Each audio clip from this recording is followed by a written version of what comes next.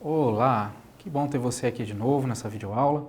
Nós vamos estar assistindo agora algo muito importante, que é o estudo da tabela periódica.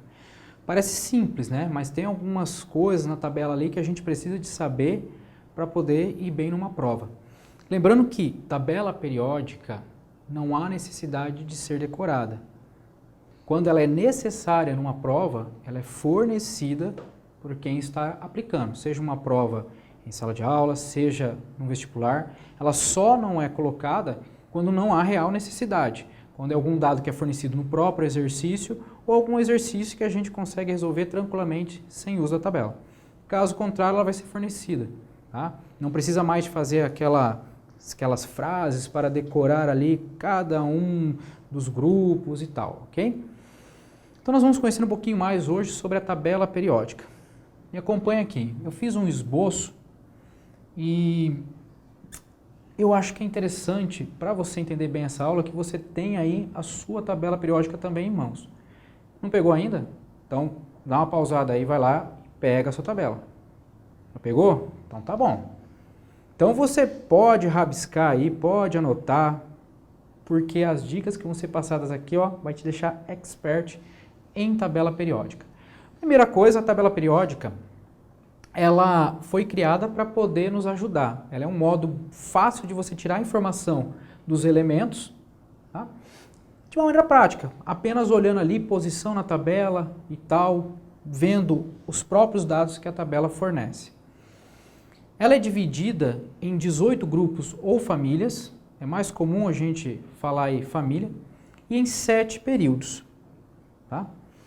Então, nós vamos começar colocando aqui. Então, tem um detalhe, algumas tabelas, elas trazem alguma coisa do tipo 1A, 2A, 3A, 4A, 5A, né? 2B e tal, e vai mexendo aqui. Isso aí é antigo. Tá? A IUPAC, que é quem coordena as normas para química, ela não está mais usando isso. Então você vai falar o quê? Família, não é mais família 1A, 2A. As famílias elas vão de 1 até 18, fica mais prático, né? Então você vai ter lá 1, 2, 3, 4, 5, 6, 7, 8, 9, 10, 11, 12, 13, 14, 15, 16, 17, 18. Então são 18 famílias, pode ser também chamada aí de grupo, ok? E nós temos 7 períodos. Os períodos, eles vão ser assim, ó. Então você vai começar pegando aqui 1, 2, 3, 4, 5, 6, 7. Aqui a gente já começa com alguns detalhes, tá? Primeira coisa, lá na família 1 aparece o hidrogênio, eu já coloquei ele em destaque aqui. Na verdade, o hidrogênio ele é comumente colocado ali, mas ele não pertence à família 1. Eu já coloquei ele de propósito ali porque na maioria das tabelas que a gente ganha, compra e tal, a gente acha ele lá. São poucas as que trazem ele separado, como deveria ser. Tá? Ele não tem família, não é da família 1, ele é a família dele ali, hidrogênio, ponto final. Ok? Então, quando a gente falar família 1, você já pode excluir ele. Vai começar a partir do lítio. Ok? Outra particularidade, a gente tem aqui os períodos. Os períodos, eles se encontram ali na horizontal. Lembre-se do negócio, né? Às vezes a gente fala assim, como que é o nome das linhas horizontais, as verticais? Lembra o seguinte, às vezes você confunde horizontal com vertical. Pensa comigo, você vê o Sol se pondo no horizonte ou no verticonte? É no horizonte. Então, horizontal, ok? Vertical, tá bom? Então, aqui na horizontal nós temos os 7 períodos. Esses períodos, na verdade, eles indicam para nós as camadas que o átomo tem. Então, por exemplo, se a gente pegar o hidrogênio, ele não está na família 1, mas ele está no período 1. Então, ele tem o quê? Apenas uma camadinha. Tá? E qual é essa camada? Camada K. Então, na aula que a gente comentou lá sobre Bohr, sobre o diagrama, né, de Linus Pauling, lá a gente viu que o átomo é dividido em até 7 camadas. Está aqui, ó. Então, às vezes, chega numa prova lá, você tem que ver, quantas camadas tem, por exemplo, o frâncio? O frâncio está aqui. Então, você vai ficar fazendo distribuição e... Não. Frâncio está no 7º período aqui, 7 camadas. Pronto. Ok? Basta observar aonde que se encontra o elemento. O período que ele está vai te indicar quantas camadas esse átomo tem. Ok? Então, é bem mais rápido de ser feito. Um outro detalhe interessante que nós temos aí sobre a tabela está em relação a alguns elementos, né? Os elementos, na verdade, alguns você pode às vezes falar assim, poxa vida, sódio, né? O sódio Na. O sódio Na. Mas de onde que surgiu isso? Na verdade vem de nátrium, tá? Então você tem alguns dos elementos aqui que ainda permanecem lá com as iniciais em latim. Então a gente acaba não tendo, né? Batendo potássio, K. De onde que vem? Cátrium, tá? Então nem sempre o nome vai bater ali certinho com o símbolo, ok? Os novos elementos que estão sendo descobertos, esses sim, né? Já não pode mais se colocar latim, por exemplo, você vai dar o nome da cidade que foi descoberta, do país, homenagear um grande cientista, tá?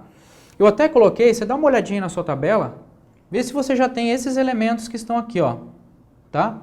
113, 115, 117 e 118. São os mais novos elementos da tabela periódica. Se a tua tabela não tiver eles, já dá uma pausada aí e anota, ok? Esses são os novos elementos da tabela periódica. Então hoje, a tabela periódica ela fecha até aqui, ó, tá? Coloquei aqui os símbolos dos novos elementos, então ela fecha aqui completinha. Ficou bonitinha agora a tabela, tá bom? Então já faz essa anotaçãozinha aí para ter ela atualizada. Mais um detalhezinho interessante, a gente está falando aqui da questão das famílias. Uma coisa que é muito cobrado é a seguinte. Se eu pegasse, por exemplo, tivesse que escolher 2 elementos da tabela periódica que tivessem propriedades semelhantes, de onde que eu pegaria esses elementos? Os elementos que possuem propriedades semelhantes são aqueles que pertencem à mesma família. Então eles vão ter semelhança, né? Lá em casa eu tenho muitas coisas parecidas com meu pai. Meu pai e eu somos da mesma família. Então nós temos coisas semelhantes. Aqui também, marque isso. As famílias, né, os elementos que pertencem à mesma família têm propriedades semelhantes. Por exemplo, os elementos aqui da primeira família, a família 1, lítio, sódio, potássio, esses camaradinhas aqui, o que eles têm de propriedade comum? Eles são muito reativos quando jogados, por exemplo, em água. O sódio é um material extremamente radioativo que se você pegar o sódio, pega lá, é um metal, aquele brilho metálico, bonito. Você pega ele e coloca ele em presença do ar atmosférico, tá? Na presença de oxigênio, ele já começa a sofrer uma transformação química, uma oxidação, começa a ficar amarelado, já começa a ficar todo feio por fora, tá? De tão reativo que o danadinho é. Tá? E os irmãos dele aqui da mesma família também são assim. Então eles têm algo em comum, tá? Que é o quê? Que é a reatividade deles, são muito reativos, eles reagem muito facilmente, ok? Já por outro lado, se a gente pegar os elementos que estão aqui na família 18, aqui eles já são o oposto, literalmente o oposto, eles são pouco reativos. Aqui você vai encontrar, por exemplo, lá o hélio. O hidrogênio antigamente era utilizado para encher os balões, fazer aqueles dirigíveis, mas ele era inflamável, reativo. Começaram a encher com hélio, tá? E aí o hélio não é reativo, ele não pega fogo, não acontece nada, não tem perigo nenhum, tá? Se você for numa festa que tem aqueles balãozinhos de hélio lá, você pegar e puxar para dentro do seu pulmão, que a gente faz aquela brincadeira de falar com a voz fina, o único problema ali é você ficar respirando o hélio ali e acabar o oxigênio, né? Não pode. Mas você vai lá, puxa um pouquinho do ar da bexiga ali, do hélio, né? Ele vai entrar, do jeito que ele entrou, ele sai. Ok? Como ele é menos denso que o ar, a voz dá aquela afinada, fica aquela coisa bem bacana, né? Então, esses camaradas aqui, eles são pouco reativos, é o oposto, ok? Outro detalhe importante, a gente sempre olha e vê na tabela periódica essa parte de baixo, é a série dos lantanídeos, aquitinídeos, que tantos professores falam aí. Mas o que acontece? Esses camaradas, eles vão se encontrar aqui, ó, tá? Todos eles lá na família 3. Então, eles estão, respectivamente, no 6º e no 7º período. Mas todos eles, olha que interessante, todos eles pertencem aqui a família 3. Então, o 6, tá? Todos os 14 elementos que se encontram aqui, eles vão pertencer à família 3. E aqui também, todos vão pertencer à família 3. Porém, esses estão no 6º período, esse no 7º período, tá bom? Mas por que não coloca eles lá, então, na tabela? Por que tirou? Porque se colocar eles aqui, você vai deformar a tabela. Eu teria que empurrar toda essa parte da tabela para lá, ó. Porque eu ficaria assim, família 3, 3, 3, 3, 3, 3, 3, 3, 3, 3, e empurrar. Imagina essa tabela. Eu não conseguiria nem mostrar aqui no quadro, né? Então aqui eu ia ter que ir lá para a ponta, voltar, porque eu ia deformar a tabela. Então eles só tiraram para que não houvesse essa deformação na tabela, tá? Mas essa galerinha aqui de baixo, a série dos lantanídeos, actinídeos, estão aqui. Outro detalhe que chama muita atenção, gente, tabela periódica, ela varia, tá? Às vezes você vai comprar uma tabela, tem uma tabela no livro tal, que é diferente da tabela que seu amigo tem. Tá? Então você tem que se atentar ao quê? A legenda que ela traz. Ela vai vir sempre com uma legendinha dizendo aonde está cada um dos dados que existem ali. Então você pode ter ali como dado, né? Aqui eu vou colocar, mas pode variar, como eu falei. Olha a legenda da sua tabela. Dá uma olhadinha nessa legenda da tabela que está aí na sua mão. Você vai ver. Às vezes pode acontecer o quê? Pode aparecer aqui em cima o número atômico, okay? Aquele mesmo que a gente já estudou. O número atômico indica a quantidade de prótons. Então você também consegue bater o olho na tabela periódica, ver o elemento e falar, ó, esse camarada tem 10 prótons, esse tem 20, só achar o número atômico dele ali, tá bom? Pode aparecer, por exemplo, embaixo, a massa desse camarada, tá? A massa atômica dele. Então, a massa atômica, geralmente, ela vai aparecer na parte de baixo aqui. Mas ela pode aparecer no lado, ela pode aparecer do outro lado, tá? O que mais existe de comum aí é aí o símbolo do elemento aparecer grande, escrito aqui no meio, né? Ó, o símbolo. Tá? E por fim, o nome do camarada. Essas são as informações básicas. Tem tabela periódica que traz uma série de outras informações. Mas a que vocês vão encontrar aí na maioria dos concursos são esse tipo aqui. Tá? O símbolo, o nome, o número atômico lá em cima e a massa atômica do camarada aqui embaixo. Tá? Mas pode variar, olha a sua tabela. Professor, todas as provas vêm com esses dados aqui? Tá? Depende, ok? Eu já vi algumas provas de vestibular que na tabela que é fornecida para os alunos, vem ali todos esses dados. Porém, eu já vi alguns vestibulares que têm trabalhado apenas com o número atômico, a massa e o símbolo, e não dá o nome. Mas não entre em pânico, tá? Não vai pensar agora, vou começar desde já aqui decorar esses camaradas. Porque, na verdade, ele não põe o nome, mas aqueles elementos que ele vai realmente cobrar, que talvez cobre o nome e tal, são os mais fáceis de lembrar. Aqueles que a gente utiliza no nosso dia a dia, que a gente está lá fazendo as tarefas, prestando, né, que o professor em sala de aula fala muito. É hidrogênio, é carbono, oxigênio, flúor, cloro, bromo, iodo. Esses camaradas, tá? Então não se assuste, você com certeza já conhece o nome apenas olhando ali o símbolo, né? Ferro e tal, beleza? Então não precisa ficar preocupado não, tá?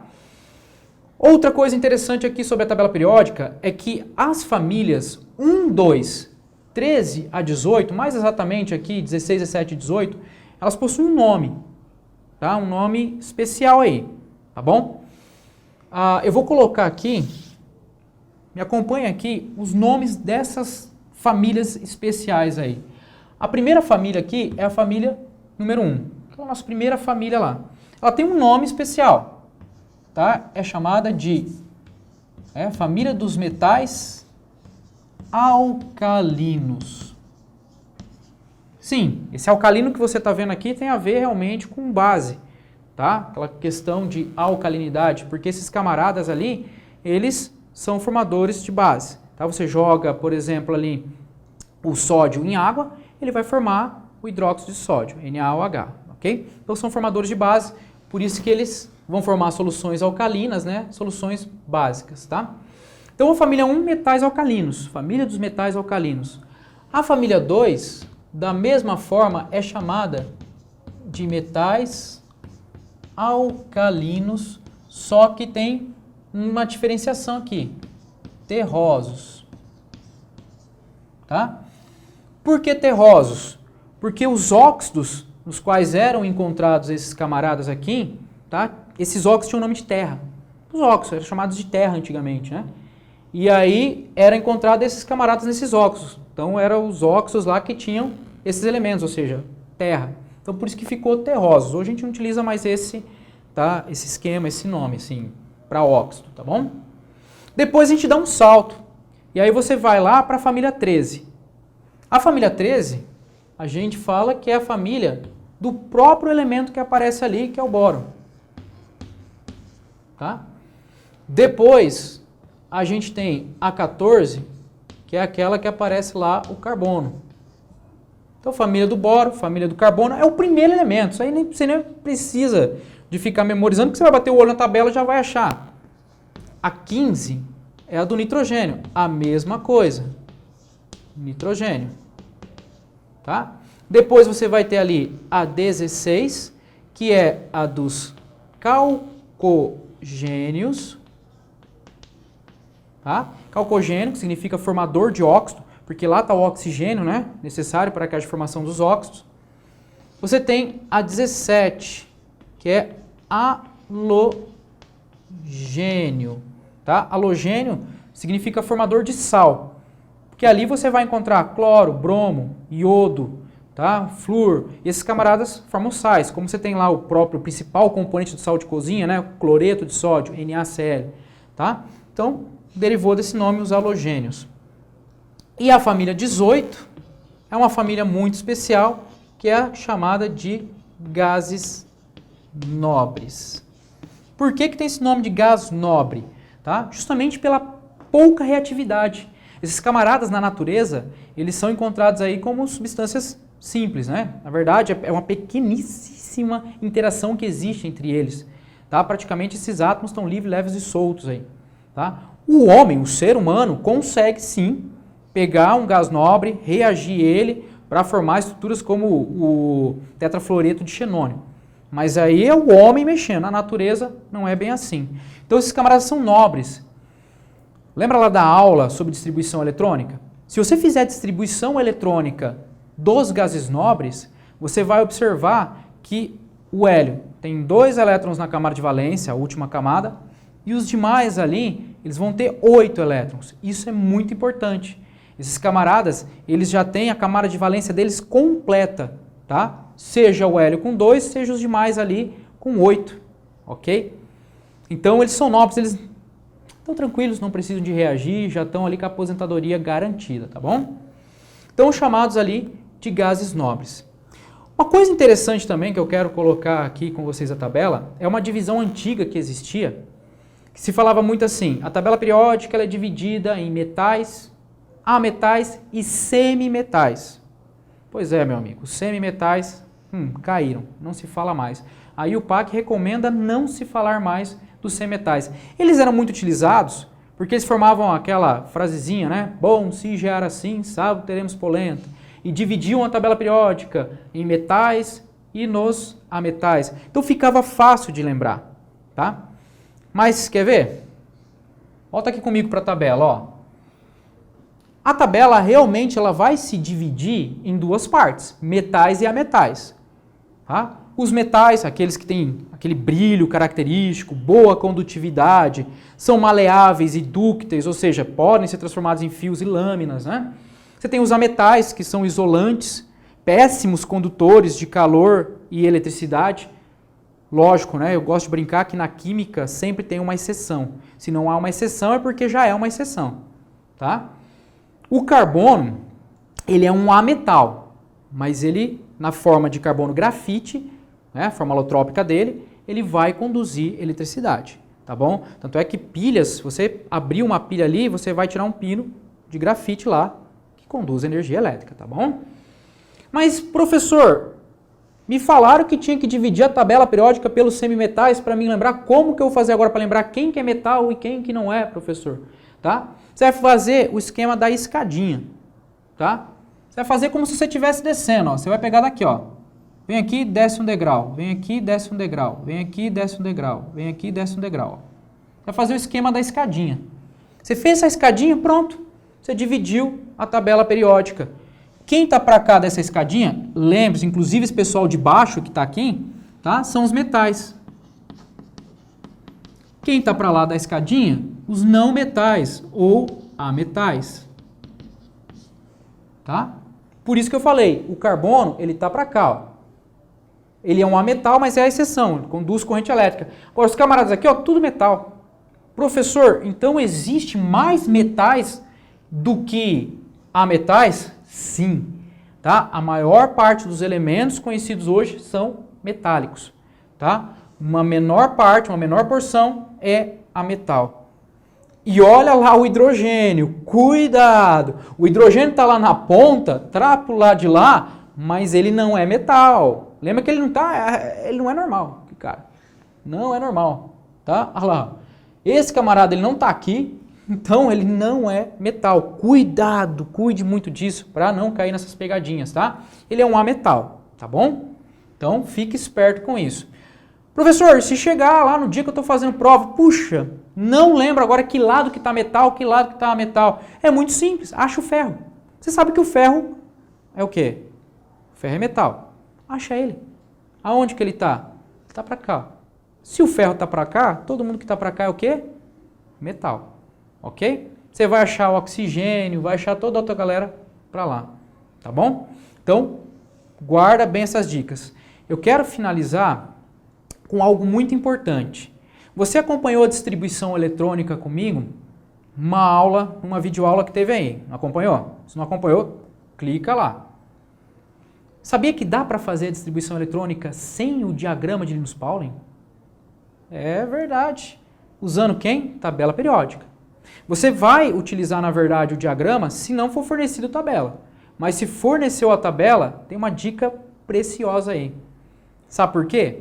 Você vai separar a tabela periódica da seguinte forma. Lembrando, lembra que eu fiz lá 1S2, 2S2, 2P6, então 1, 2, 3, 4, 5, 6, 7. Aquelas camadas que a gente dividiu até 7, é isso aqui, ó. 1, 2, 3, 4, 5, 6, 7, olha só. Tá bom? E aí a gente falou dos subníveis, S, P, D e F. Dá uma olhada aqui, ó. A tabela periódica também é dividida dessa forma, ó. Hidrogênio, dessa vez vai fazer parte, tá?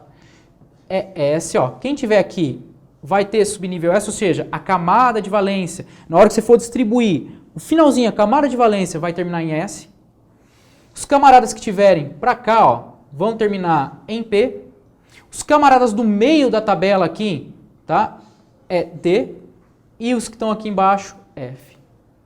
Então, S e P são os elementos que a gente chama de representativos. Tá? Eles têm esse nome, os elementos representativos. Falar em elemento representativo é essas famílias aqui, inclusive que a gente deu o nome, da S e do P. Tá? Os elementos de transição são os que vão ter D e F no finalzinho ali da distribuição. Tá? Então você vai ter ali transição externa e transição interna, mas são os elementos de transição.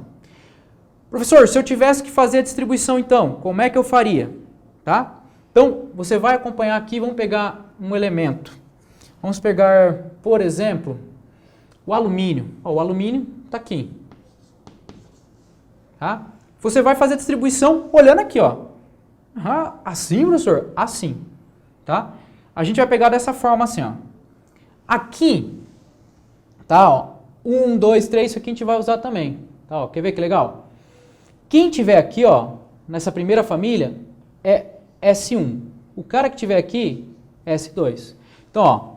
1S1. Então, a distribuição do hidrogênio é essa, 1S1.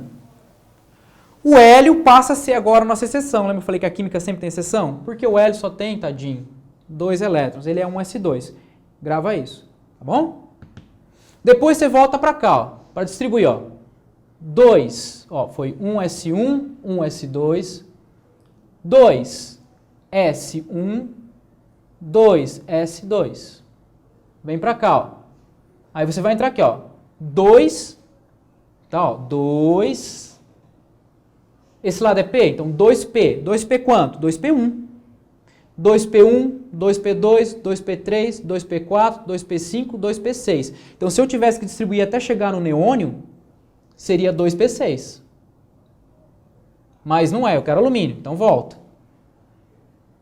3, 3S1, 3S2.